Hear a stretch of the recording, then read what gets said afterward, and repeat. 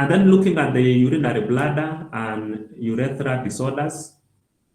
So of course, in the urinary bladder, you can still have all those disorders, including infection. For example, when you talk about carcinoma, of course, carcinoma, you can have carcinoma in situ, which we talked about in anatomy 1, likely to be flat lesion. You're likely to have highly atypical epithelial cells, mitotic figures. Mitotic figures, basically, there's a lot of increase in mitosis. So there's a lot of multiplication of cells, and they don't reach to maturation. So they may not. So you may find a cell with a lot of nuclei, multiple nuclei, because they're not dividing as they should. So that's what we call mitotic figures. Of course, in the bladder, you are likely to have cystitis, infection of the bladder wall, so inflammation, most of the time as a result of infection. Of course, in the bladder, and likewise, even in the urethra, you're likely to have urinary stones, urinary calculi. So you can have them developing in the bladder. We call them bladder calculi, stones within the bladder. Renal calculi can be within the kidney or even within the ureters. Yeah, especially these urinary stones usually results from persistent and repeated infection. So if you have repeated infection of the bladder and persistent infection, then that can in itself lead to formation of stones within the bladder or even within the ureters, even within the kidney. Then when you talk of urethritis, it's inflammation of the urethra, most of the time caused by infections of the urethra. And most of the time is commonly caused by STD, sexually transmitted infection, especially gonococcus, chlamydia. I know all of us have heard of gonorrhea, basically called a bacteria called gonococcus. And also chlamydia is another type of bacteria. So these are the main ones that tend to be sexually transmitted, and those are the ones that are likely to cause urethritis. So you can see the obstruction of some of the things that can cause obstruction in the urinary tract. You can see within the kidney itself, within the urinary pelvis, there you can have a calculi. It's a calculi that tends to extend into the calyces. And so that is what we call the staghorn calculus. Yeah. Of course, you can have a tumor, a cancer of the renal pelvis, and that in itself can cause obstruction within the renal pelvis. You can have stricture of the pelvic ureteric junction. That is the junction between the pelvis and the ureter, pelvic ureteric junction. You can have stricture. That is, stricture is narrowing, and that in itself can cause obstruction. Of course, you can have a tumor of the ureter. That is, you can have a cancer or a mass affecting the wall of the ureter itself. You can have a blood clot. So there was a bleeding within the kidney that flows down as a clot. So it can actually block the ureter. You can have a calculi, that is a stone, that most of the time, the one that will be in the ureter, most of the time it are formed in the pelvis of the kidney, and it drops down through the ureter. Then when it comes to a place that is narrowed within the ureter, then it gets stuck there. So you have ureteric calculus.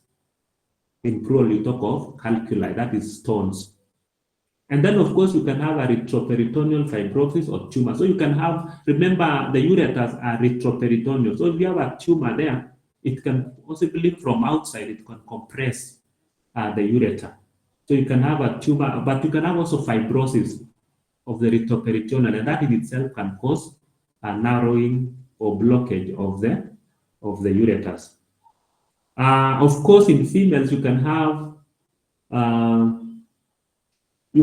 it becoming enlarged. For example, so ureters in women, you can have it enlarged, for example, in pregnancy, which can actually compress the ureter as it enters the urinary bladder, and that in itself can cause obstruction. And then there's what we call endometriosis. Those are basically endometrium tissues that are outside the endometrium. That's what we call endometriosis, and it can cause fibrosis around the ureters and can cause it even to block. Yeah, so of course in pregnancy, in the uterus, you can have it in pregnancy, and also you can have the carcinoma of the cervix, and that in itself can cause obstruction of the ureters. It's good to remember the relations, of the ureter vis-a-vis the cervix. That is the ureter. They're usually very close at that point as it enters the bladder. So any cancer of the cervix, the uterine cervix, can cause obstruction around there. And then you can have a tumor of the bladder itself, can block, especially if it is around where the ureter is entering the bladder, then it's likely to cause it to block. Yeah. And then if you have damage to the nerves that is involved in micturition, that is, those are the nerves that helps during micturition. If you damage those nerves, then the sphincters, they don't open as they should. So you are likely to have sphincters closing, and so you end up with obstruction in itself. Of course, in males, you are likely to have a prostate that is enlarged, and you can see the urethra will be going through the prostatic urethra that actually goes through the urethra. And so you can imagine if the prostate becomes enlarged, then you are likely to have blockage of the urethra, and so you end up with urinary obstruction. You can have, of course, a urethral stricture, and I think we talked about it probably in anatomy 1 or anatomy 2 about urethral stricture, which can be caused by infections, like, for example, the sexually transmitted infection, or even trauma. Yeah, if you have trauma, so you may end up with urethral stricture, and basically it may end up with complete blockage, and so that is, we'll end up with the obstruction of that tract. Then we have what we call transitional cell carcinoma, urothelial. You can also call it urothelial carcinoma. And if you were to look at the microscope, you will see papillary structures covered by abnormal urothelial cells. And this urothelial carcinoma is quite common, and it may present, most of the time they tend to present with painless hematuria. That is basically somebody has urine or blood in urine or past blood in urine, but it's not painful. So that in itself, you start suspecting there could be urothelial carcinoma. And high-grade tumors may invade deeply into the bladder wall.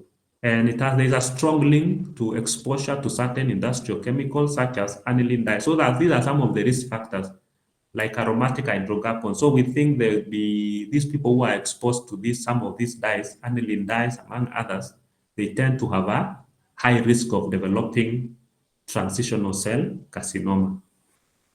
Then also cigarette smoking has been causally linked with its development, especially in women for some reason. So from the research that has been done, it seems to be more common in women who are smoking. So there seems to be a relationship also with cigarette smoking, especially in women.